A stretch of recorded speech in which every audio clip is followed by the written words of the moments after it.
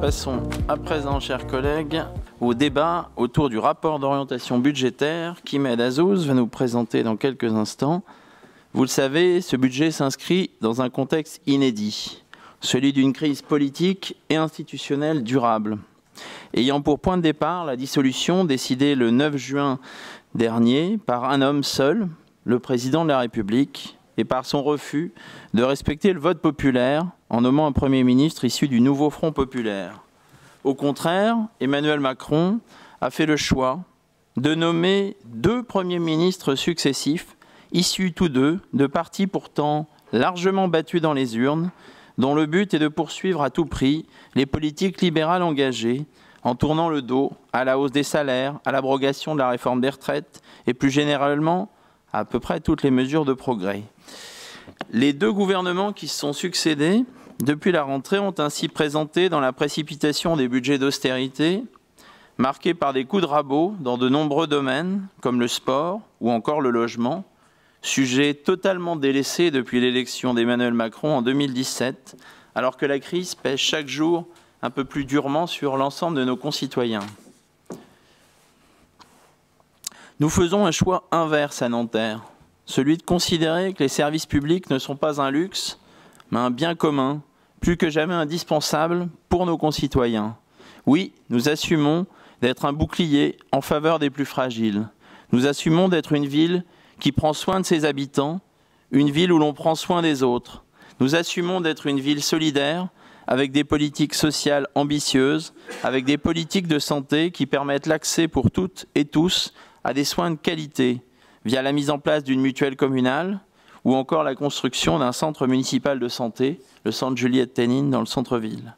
Nous assumons d'être une ville émancipatrice qui donne à chacune et chacun les moyens d'apprendre, de se former, de s'épanouir à travers l'éducation, le sport, la culture, à travers des politiques de lutte pour l'égalité et contre les discriminations. Nous assumons d'être une ville durable, résolument engagée dans la transition écologique pour la construction d'un monde qui respecte le vivant et la planète, pour une ville qui donne à toutes et à tous sa place à la nature, toute sa place à la nature et à la biodiversité. Le budget dont Imed va nous présenter les grandes lignes traduit cette vision que nous avons pour Nanterre. C'est donc à la fois un budget sérieux dans son élaboration et dans son ambition, celle de toujours être une ville qui avance avec et pour ses habitants. Je te passe à présent la parole, Imed, pour une présentation plus détaillée de l'ensemble de notre rapport. Merci, Monsieur le maire. Si on peut projeter. Je propose d'aborder les grands faits marquants de notre rapport d'orientation budgétaire pour 2025. Une étape indispensable pour nous, permettre d'examiner les hypothèses retenues pour le budget 2025. La construction de ce rapport s'inscrit, comme vous le savez, dans un contexte inédit, avec une loi de finances qui vient tout récemment d'être adoptée. Après un premier projet de loi de finances du gouvernement Barnier, qui entraînait une ponction pour la ville de l'ordre de 11 millions d'euros. Si la loi de finances actuelle apporte un certain assouplissement, elle reste encore très impactante pour notre budget et vient s'ajouter aux 40 millions d'euros qui nous ont été déjà amputés du budget communal. Pour autant, nous avons construit un budget sérieux et rigoureux qui ne rogne rien sur les services publics rendus aux Nanterriens et qui surtout permettent de continuer à faire avancer notre ville. Je tiens à remercier par cette occasion, Monsieur le maire, la Direction générale des services, la Direction des finances, ainsi que les différents services et tous les élus qui ont permis d'arriver à construire cette orientation budgétaire. Aussi, dans un premier temps, je vous propose d'examiner les éléments de contexte. Comme vous pouvez le voir, après une forte hausse de l'indice du prix à la consommation harmonisé entre 2021 et 2022, nous connaissons un début de baisse depuis 2023, pour nous situer fin 2024 à 1,7%. Pour mémoire, c'est cet indice qui sert de revalorisation des bases fiscales pour les locaux d'habitation et industriels. Toujours dans les éléments de contexte, nous avons connu un calendrier législatif qui a complexifié la construction budgétaire. cette année, avec la démission du gouvernement en décembre dernier, suite à la motion de censure, et l'adoption de la semaine dernière de la loi de finances 2025. Le projet de loi de finances initiale entraînait une ponction qui pouvait aller jusqu'à 11 millions d'euros. À titre d'exemple, elle supprimait les remboursements de la FCTVA sur le fonctionnement, entre moins 1,5 et moins 1,8 millions d'euros, et minorait celui perçu en investissement à moins 0,9 millions d'euros. Elle augmentait de 1 point le taux de cotisation retraite à la CNRACL, avec un impact mesuré pour la ville de 2 millions d'euros en 2025, 4 millions d'euros en 2025 et 6 millions d'euros en 2027. Mais surtout, elle instaurait un fonds de réserve alimenté par une ponction opérée sur les recettes de fonctionnement de la ville. La loi de finances, dans sa version définitive, assouplit ces mesures de près de 4 millions d'euros. Sur la question de fonds de réserve, autrement appelé dispositif de lissage conjoncturel, celle-ci a été remaniée. Ce fonds de 1 milliard d'euros devait concerner initialement 450 collectivités et devrait aujourd'hui porter sur 2000 collectivités, ce qui répartit la charge de ce prélèvement. Ainsi, la ponction maximale devrait se situer à 3,5 millions d'euros contre 4,5 millions d'euros dans la version initiale du projet de loi de finances. Je propose à présent d'examiner le projet de budget 2025 en commençant par les sections de fonctionnement. Nous nous inscrivons toujours dans la maîtrise des dépenses de fonctionnement avec parmi les faits marquants une masse salariale qui se stabiliserait à 131,2 millions d'euros. Des dépenses d'activité recalibrées autour de 57 millions d'euros en fonction des réalisations constatées en 2024. La péréquation pèserait pour 16 millions d'euros. Notre contribution à l'équilibre du budget Pôle devrait venir en hausse d'environ 1,4 million d'euros. Et enfin, un fonds de réserve que nous avons déjà détaillé plus haut. À présent, un focus sur la masse salariale avec un rappel de son évolution et une prévision pour 2025 à hauteur de 131,2 millions d'euros. Cette prévision prend notamment en compte la non-reconduction des primes pouvoir d'achat versées en 2024 et la non-reconduction des dépenses liées aux Jeux olympiques et paralympiques. Sur le plan de la recette de fonctionnement, une progression de plus 2,4 millions d'euros est attendue, avec notamment des recettes fiscales de l'ordre de 3 millions d'euros, des recettes exceptionnelles issues des indemnités d'assurance suite aux émeutes de juin 2023 pour 2,3 millions d'euros, divers recalibrages à la hausse sur les recettes comme celles issues des activités de service, la FCTVA qui apparaît en baisse et qui devrait être revue à la hausse au moment du vote du budget. Le droit de mutuation en recul pour tenir compte du niveau de transactions constatées sur le territoire. Je vous propose de passer à présent sur la section d'investissement. Permettez-moi tout d'abord de rappeler l'évolution des dépenses qui témoignent d'un programme d'équipement ambitieux pour les réalisations passant de 45 millions d'euros à 60 millions d'euros en 2024. Pour 2025, les prévisions actuelles se situeraient à 84 millions d'euros. Le programme d'équipement pour 2025 devrait être financé par des subventions, des ressources propres, la FCTVA, la taxe d'aménagement, les cessions et enfin un recours à l'emprunt envisagé à hauteur de 47 millions d'euros à ce stade. En tenant compte de la loi de finances qui vient d'être adoptée, ce niveau d'emprunt devrait être recalibré à la baisse d'ici le vote du budget. Ce projet de budget 2025 a été travaillé pour faire de Nanterre une ville solidaire, avec de nouveaux centres de santé Juliette-Yanine, des actions à destination des seniors et des personnes en situation de handicap. Une ville émancipatrice, avec la construction et les réhabilitations de groupes scolaires comme deux cours, la création du centre scolaire Yvonne Kerzero, la réhabilitation du théâtre des Amandés, la construction du gymnase Alice Milla. Une ville durable, la renaturalisation de la ville, la plantation du 5 millième arbre, la réhabilitation de l'hôtel de ville et la poursuite du plan vélo. Nanterre, c'est aussi des projets pour la poursuite de la rénovation urbaine au niveau du chemin d'île, la Note-France, Parc Sud, Petit Nanterre, ainsi que la sécurisation de la ville.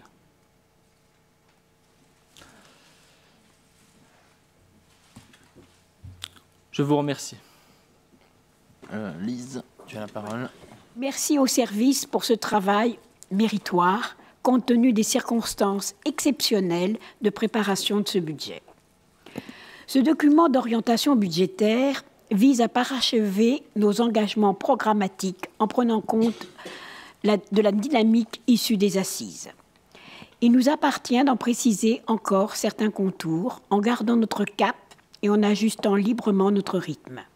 Et c'est là une nuance par rapport à ce grand économiste qui nous gouverne, enfin nous préside, lorsqu'il déclare au sommet de l'IA, avec son sens de l'anticipation légendaire, le monde accélère, on ne peut pas le ralentir.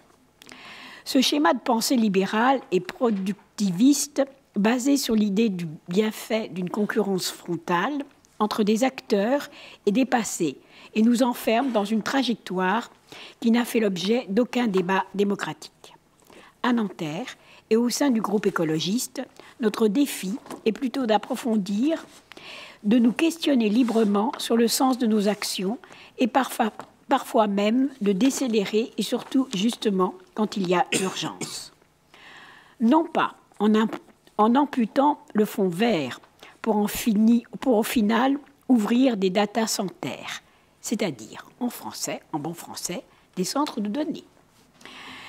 Non pas en matraquant l'Office français de la biodiversité pour faire plaisir à l'extrême droite, non pas en privant des associations culturelles et sportives de subventions pour au final ne soutenir que des événements vitrines comme les JO, aussi positifs soient-ils, non pas en s'attaquant aux auto-entrepreneurs qui créent une vraie activité ou aux politiques de l'emploi, juste au moment où le chômage connaît une hausse record, non pas en réintroduisant des néonicotinoïdes si nocifs dans une logique productiviste à court terme et accélérationniste de notre déclin. Non pas en démantelant les services publics pour satisfaire des exigences de financiers dans cet esprit d'accélération encore toujours. Non pas en nous laissant submerger par une logique sécuritaire en cédant au chantage de l'extrême droite. Non pas en laissant à l'abandon toute une jeunesse précarisée et sans repère. Non pas se laissant dépasser par la concurrence entre les grandes métropoles dans une obsessionnelle quête d'attractivité, avant tout vecteur de la crise du logement. Mais en donnant corps à la poursuite de la renaturation de Nanterre, avec des projets structurants comme le Delta Vert, le futur parc Longevin ou l'extension du parc des anciennes mairies. Mais en questionnant la préservation d'arbres, notamment en lien avec des projets d'infrastructure que nous souhaitons par ailleurs et lors de l'élaboration de tout projet d'aménagement. En encourageant également de nouveaux projets d'agriculture urbaine à petite et moyenne échelle. Mais par le partage d'une vision et défense du vivant sous toutes ses formes, pas seulement axée sur le bien-être des chats et des chiens, mais en menant des actions de prévention au sein du futur centre de santé Juliette Terrine, en faisant vivre à Nanterre la charte contre les perturbations endocriniennes, à rebours de la volonté de réintroduire les néonicotinoïdes, résistant à toute tentative de détricotage des dispositifs protecteurs de l'environnement et de la santé des personnes soumises à rude épreuve, mais par une adaptation utile de nos services publics et actions solidaires, avec une prise en compte des remontées terrain, comme lors de la nuit de la solidarité ou lors de l'analyse des besoins sociaux sur les familles monoparentales. mais par une réorganisation des services de la ville concertés dans une recherche de synergie respectueuse du potentiel d'expression de chacun. Rappelons-le, toute notre agilité repose sur l'engagement de nos agents. Mais en matière de sécurité, par l'approfondissement de nos évaluations de chaque dispositif, à la lumière du budget vert, dans une étude minutieuse des statistiques, la lutte contre les incivilités est une priorité que les écologistes continueront d'accompagner utilement. Mais en prenant le contre-pied de certaines collectivités, telles que la région IDF, Île-de-France, qui ont décidé pour l'essentiel de restreindre leur action à leurs compétences obligatoires ou au noyau dur de leurs compétences. Nanterre continuera d'être un espace de ralliement des solidarités, mais aussi d'interpellation, comme en matière d'hébergement, d'urgence, où tout irait mieux si chaque ville jouait le jeu et sur le logement de façon générale. Mais par une exploration de tous les dispositifs visant à lutter contre la spéculation foncière, tels que le BRS, bail réel solidaire, contre cet accélérationnisme qui a pour effet d'expurger les plus vulnérables et ceux qui ont forgé l'identité de leur territoire par le travail.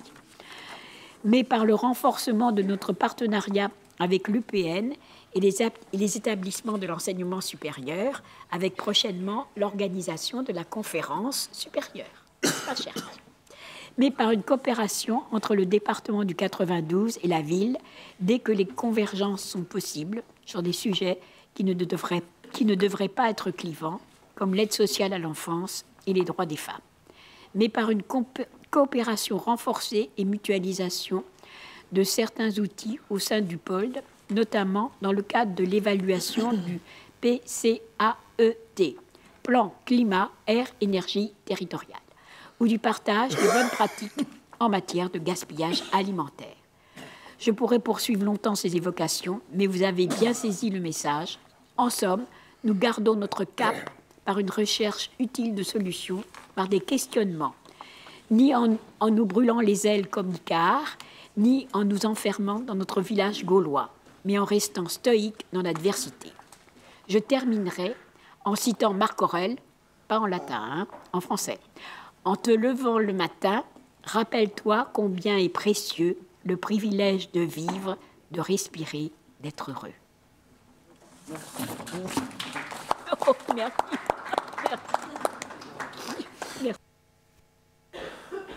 Deuxième ville de France en budget par habitant. Nanterre cumule le dynamisme de ses habitants et de sa démographie avec les échecs de sa gouvernance. Votre gouvernance, au sein de votre majorité, qui coupe les ailes à cet élan nantérien.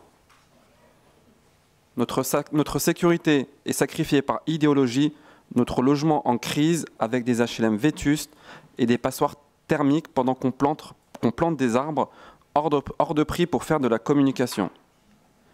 Nos arbres remarquables, eux, finissent en copeaux. Si nous voulons être écolos, commençons par ne pas imprimer nos rapports en police 16 pour faire gonfler le nombre de pages comme un étudiant qui n'a pas assez bossé le fait de son mémoire. L'économie locale, en berne, locaux abandonnés, bureaux vides, sans projet d'avenir.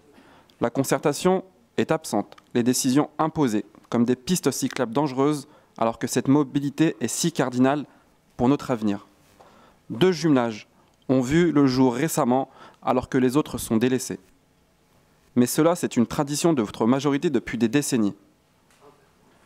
Il y a, en plus de cet ensemble, des points plus nouveaux qui nous interpellent ou nous inquiètent dans ce rapport d'orientation budgétaire. Pourquoi avoir fusionné la direction des assemblées avec celle de la RH? Je pense que ce n'est pas le même métier. Pourquoi ce recours accru aux contractuels, bien au-delà des événements ponctuels comme les JO? Cela conduit à une précarisation de l'emploi. Monsieur le maire, le budget pour la sécurité augmente après les élections municipales. Pouvez-vous nous donner des éléments à ce sujet? Je vous remercie. Donc concernant la masse salariale, un effort est à réaliser de l'ordre de 2,6%. C'est quand même beaucoup, donc quelles pistes sont envisagées pour nos agents et nos services, tout en sachant que le but c'est quand même que ça impacte le moins nos activités et les services publics rendus. Concernant la sécurité, comme l'a dit mon collègue, pouvez-vous nous expliquer l'augmentation potentiellement prévue en 2027 de près de 7 millions d'euros ? Concernant l'évolution du nombre d'ETP, comment vous expliquez une nette évolution des postes de la direction de la santé et des ressources humaines, à contrario, une diminution de postes de service à la population comme restauration ou première en France ? D'une manière globale, cette année, on a quand même la chance d'avoir un véritable appui de la part de nos partenaires, de nos collectivités territoriales. Nos fonds de péréquation sont à la baisse, ce qui est un véritable gain pour la ville. Et quand bien même notre dotation forfaitaire a été supprimée de la DGF, le reste des dotations versées par l'État sont en nette augmentation. Et donc, c'est une bonne nouvelle pour notre commune. Enfin, j'espère que ces efforts à fournir et dont vous parlez n'ira pas dans le sens inverse des besoins de la population et que vos priorités seront véritablement celles des Nantériens et Nantériennes. Merci. Merci. Didier Debord et Madame Faugas ensuite. Monsieur le maire, mes chers collègues, alors mon intervention sera moins poétique que ma collègue Lise. Vous avez rappelé, ainsi que mon collègue Imed, le contexte dans lequel est construit ce budget. Vous avez rappelé le contexte politique et économique compliqués dans lesquels les collectivités doivent se projeter pour le budget 2025. Face à ces difficultés, les engagements qui sont pris et qui ont été présentés dans le cadre du budget 2025 sont à la fois responsables et ambitieux, et ils sont fidèles aux valeurs de justice sociale, de solidarité, de progrès qui animent notre ville. Je rappellerai quand même qu'il y a encore quelques mois, le projet de budget 2025 porté par le gouvernement Barnier annonçait un effort de plus de 5 milliards d'euros pour les collectivités territoriales, en les désignant encore une fois comme étant le bouc émissaire des dérives budgétaires de l'État. Et il m'aide à rappeler les conséquences pour le budget de notre ville. Pourtant, et ça a été rappelé, les collectivités sont en première ligne pour répondre aux besoins fondamentaux de nos concitoyens, alors que l'État, lui, se désengage. Alors on verra, après l'adoption du budget Bayrou, quel sera l'impact final pour la ville de Nanterre lorsque l'on adoptera notre budget. Mais celui-ci sera sans doute non négligeable. Le budget qui est proposé est un budget de résistance et de progrès. Je pense qu'on peut le dire face aux attaques. La majorité a une vision claire de notre ville. Elle doit continuer à être un rempart contre la précarisation et un moteur de progrès social et écologique. Et je ne reviens pas sur ce que ma collègue Lise a évoqué tout à l'heure dans cette intervention. Construire le budget 2025 autour de 3 piliers essentiels nous semble pertinent. L'idée reprise dans celui-ci de ville solidaire, de ville émancipatrice, de ville durable, dans lesquelles nous nous retrouvons, permettent de tracer les grandes ambitions que nous avons pour les Nantériens. Malgré la réduction des dotations et les ponctions injustes de l'État, nous défendons un budget équilibré, garant de la pérennité de nos services publics. Ça a été évoqué, ça passe par une recherche active de nouvelles recettes à travers des subventions et la valorisation du patrimoine communal, une maîtrise rigoureuse des dépenses de fonctionnement sans jamais sacrifier à la qualité du service public et un recours mesuré à l'emprunt pour pour préserver notre capacité d'investissement sur le long terme, tout en maintenant une gestion saine de la dette communale. Loin d'être des simples choix comptables, les orientations budgétaires sont un acte politique fort. En tant que socialistes, nous refusons une société où l'austérité affaiblit les services publics et accroît les inégalités. À Nanterre, nous portons un modèle municipal qui protège, qui investit dans l'avenir et qui place l'humain et l'environnement au cœur de nos décisions. Et donc, nous appelons à une mobilisation collective pour défendre cette vision et nous continuerons à porter haut les valeurs de solidarité, de progrès et de justice sociale qui nous animent au sein de ce conseil municipal et au sein de cette majorité. Je vous remercie. Merci Didier. Madame Fogras. Monsieur le maire, chers collègues, le débat d'orientation budgétaire est un moment clé pour notre démocratie locale. Il doit permettre un échange sincère sur les choix budgétaires et les priorités de la majorité. Or, une fois de plus, ce débat commence par une liste d'incertitudes. Certes, le contexte national est mouvant, mais nous savons que gouverner, c'est prévoir. Une municipalité ne peut se contenter de subir, elle doit anticiper et tracer une trajectoire claire pour notre ville.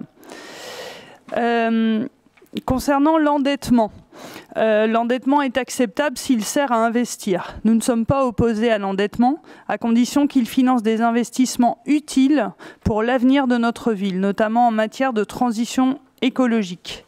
Il est normal qu'une collectivité s'endette pour moderniser ses infrastructures, rénover ses bâtiments ou améliorer les services publics. Mais dans ce cadre, il est essentiel de hiérarchiser les priorités. Alors que la dette pourrait atteindre 193 millions d'euros en 2025, avec un emprunt à hauteur de 47 millions d'euros, nous devons nous interroger. Est-il pertinent de consacrer 2,7 millions d'euros à un mémorial sur lequel on a assez peu de détails, alors que des besoins plus urgents restent sous-financés? Où sont les économies et la maîtrise des dépenses ? Les dépenses de fonctionnement continuent d'augmenter. Nous vous posons la question, où sont les arbitrages? Quelles économies sont envisagées? Une gestion rigoureuse impose de clarifier ces points et de garantir une utilisation efficiente des ressources publiques. Concernant la fiscalité, une pression qui s'accroît sans autonomie locale. Le budget prévoit une hausse des recettes fiscales de 3 millions d'euros, due à la revalorisation des bases et aux nouvelles constructions. Si les taux ne changent pas, la pression sur les ménages imposables s'intensifie. Mais au-delà de cette augmentation, nous posons une question de fond. Où est la maîtrise fiscale des collectivités territoriales ? Une part significative des recettes est reversée à l'intercommunalité, réduisant encore notre marge de manœuvre. Cette dépendance budgétaire interroge sur la capacité de la ville à mener une politique fiscale réellement adaptée aux besoins des habitants. Nous ne disposons toujours pas d'une trajectoire budgétaire sur 5 ans pour notre ville de Nanterre. Cette absence de visibilité nourrit des interrogations majeures. Quelle stratégie de désendettement à moyen et long terme? Quels investissements seront privilégiés? Quel équilibre entre dépenses de fonctionnement et d'investissement? Ce débat budgétaire doit être l'occasion de redéfinir des priorités claires en tenant compte des réalités économiques et sociales. Nous appelons à plus de transparence sur les arbitrages budgétaires, à une meilleure anticipation des évolutions financières et surtout à un effort réel pour limiter la progression de l'endettement. Je vous remercie. Merci. Lucie. Monsieur le maire, mes chers collègues, le 3 février dernier, le Premier ministre, François Bayrou, a entériné l'adoption du projet de loi de finances 2025 en recourant à l'article 49.3 de notre Constitution. Il a justifié ce choix en y voyant le seul moyen de doter le pays d'un budget. Ce budget ne passe donc que via un procédé antidémocratique, sans l'accord de nos députés, uniquement grâce au rejet d'une motion de censure.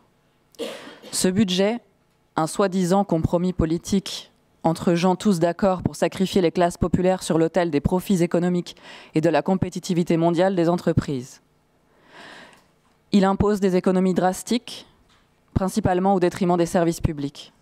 Il asphyxie, entre autres, des secteurs comme la culture, qui perd 210 millions d'euros, l'écologie, 2,1 milliards d'euros, l'enseignement supérieur et la recherche, 1 milliard d'euros, l'habitat, 2 milliards d'euros. Il attaque encore les fonctionnaires en réduisant le taux d'indemnisation de 10% des arrêts maladie. Si les 4000 postes qui devaient être supprimés initialement dans l'éducation nationale sont sauvés, la coupe budgétaire demandée au ministère reste identique.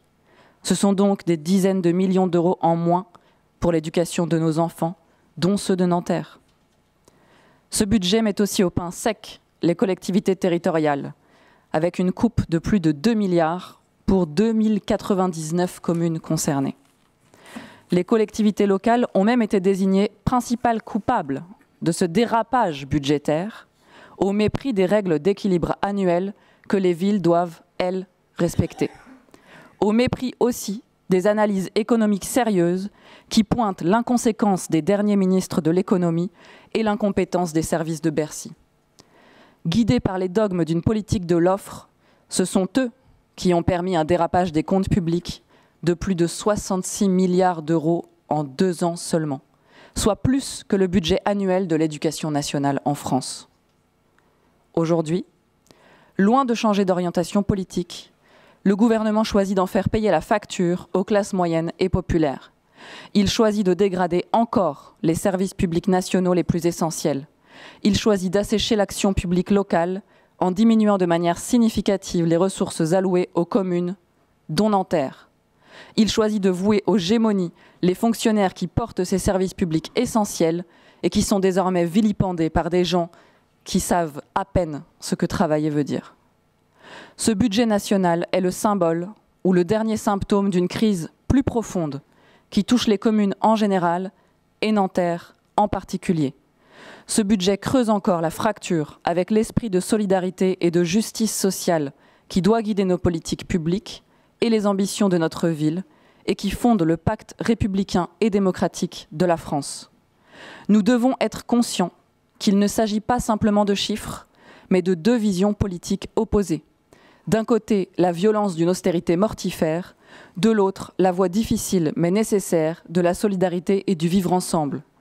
Ce sont ces dernières valeurs qui guident notre action locale. En tant que commune, Nanterre subit directement ses choix budgétaires, avec une perte continue de ressources depuis des années. En témoigne la suppression de la dotation globale de fonctionnement, les baisses répétées de la cotisation sur la valeur ajoutée des entreprises, ainsi qu'une péréquation toujours plus injuste qui fait payer à nos habitants un tribut plus important que Neuilly.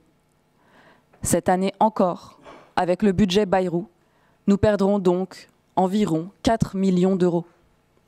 Pendant ce temps, les communes héritent de responsabilités toujours plus grandes en raison des défaillances des services publics nationaux, qu'il s'agisse de la santé ou de l'éducation, par exemple. Le manque de soutien financier de l'État nous place dans une situation précaire, en dépit de notre rôle essentiel pour garantir la cohésion sociale et territoriale. Face à cette situation, nous, à Nanterre, nous poursuivrons une politique ambitieuse malgré les contraintes budgétaires imposées. Nous investirons dans l'avenir de notre ville et de ses habitants en veillant à ce que des services publics de qualité continuent d'être accessibles à tous. En matière de santé, nous inaugurerons au printemps 2025 le Centre municipal de santé Juliette Ténine. En matière d'éducation, nous inaugurerons le groupe scolaire Yvonne Kersreo dans le quartier des Groux dans les prochains mois et la rénovation de l'école Jacques Decour qui se poursuit dans le quartier du Parc Sud. En matière de sport et de culture, nous avançons avec la construction du gymnase Alice Mia au Vieux-Pont et la réouverture du théâtre des Amandiers à la fin de l'année. En matière de transition écologique, nous continuerons d'investir dans des bâtiments exemplaires et dans des projets de renaturation et de dépollution de sols rendus stériles par des politiques industrielles maltraitant notre ville. Ces initiatives ne sont pas seulement des projets d'infrastructure. Elles incarnent un modèle pour Nanterre. Une ville ouverte à toutes et à tous, une ville de mixité sociale, une ville durable et solidaire. Elles illustrent notre engagement à offrir une vie de qualité à nos habitants, en dépit des attaques que nous subissons.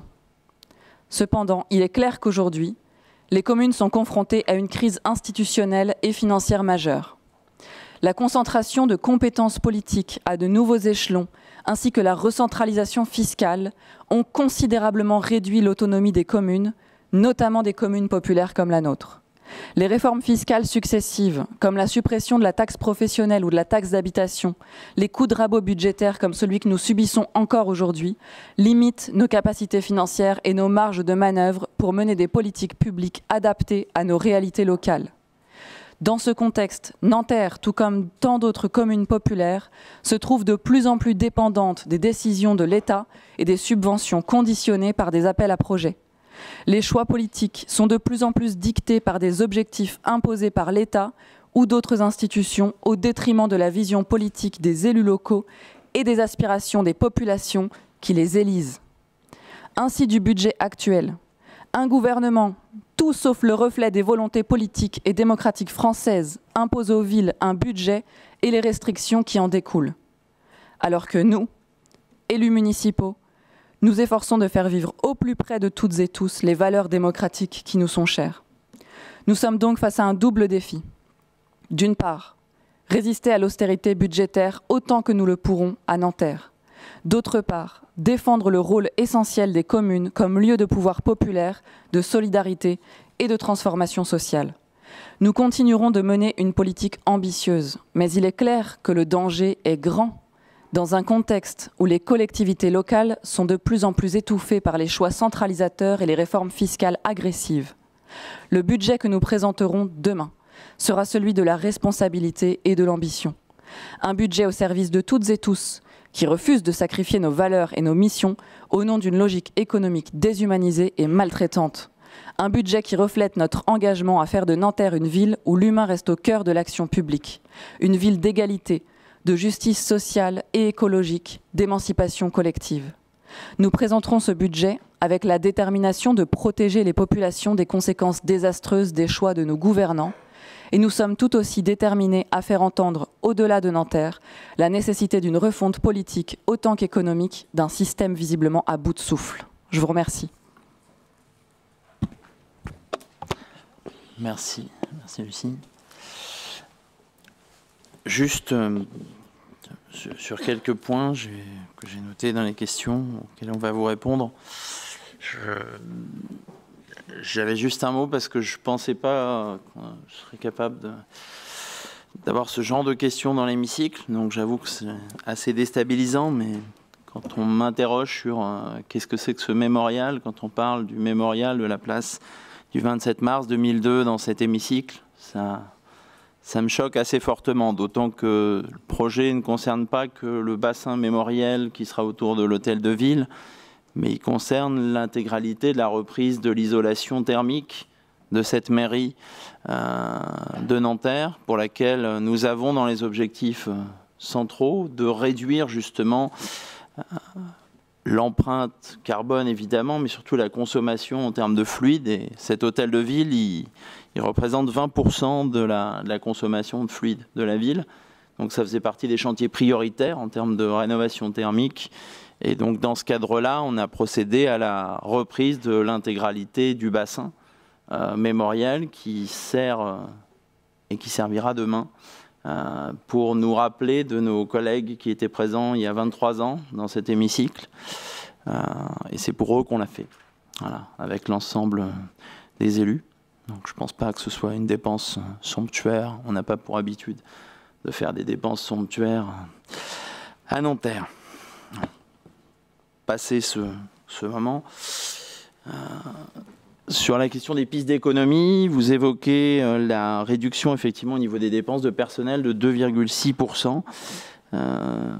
Les leviers principaux ne passeront pas par une réduction des effectifs, mais par à la fois le fait de privilégier les mobilités internes sur les postes vacants au sein de notre collectivité, le reclassement des agents qui peuvent être déclarés inaptes à certaines fonctions sur d'autres postes à l'intérieur, et enfin sur la limitation au recours aux vacataires en fonction des besoins pour s'adapter au plus près aux besoins réels des services que nous rendons et à une limitation du recours aux heures supplémentaires.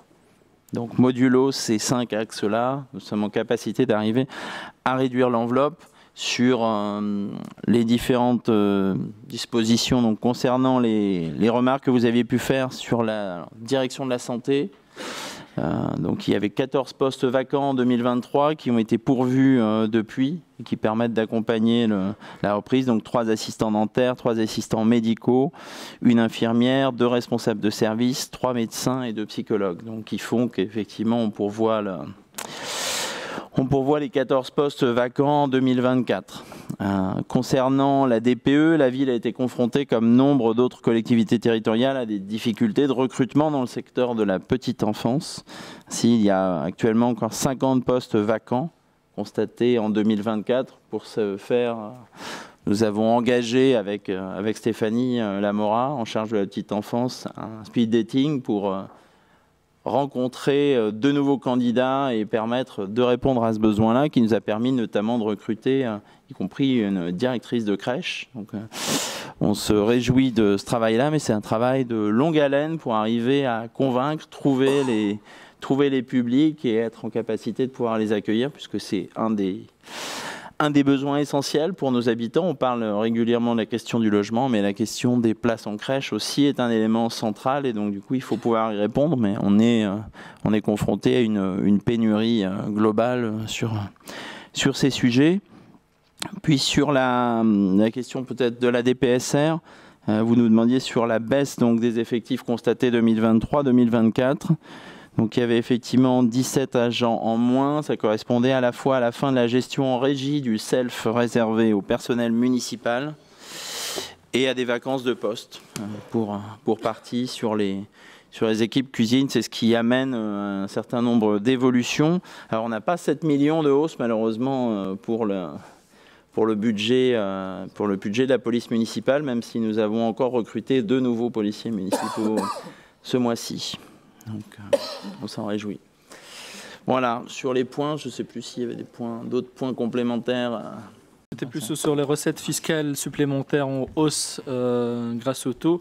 C'est par rapport les bases qui évoluent et c'est parce que Nanterre arrive à capter des investisseurs qui choisissent ce territoire parce qu'on a misé sur l'évolution, les développements économiques de notre territoire. Voilà, je pense qu'on a répondu à une majorité des éléments. Le reste, on pourrait vous le communiquer par la suite.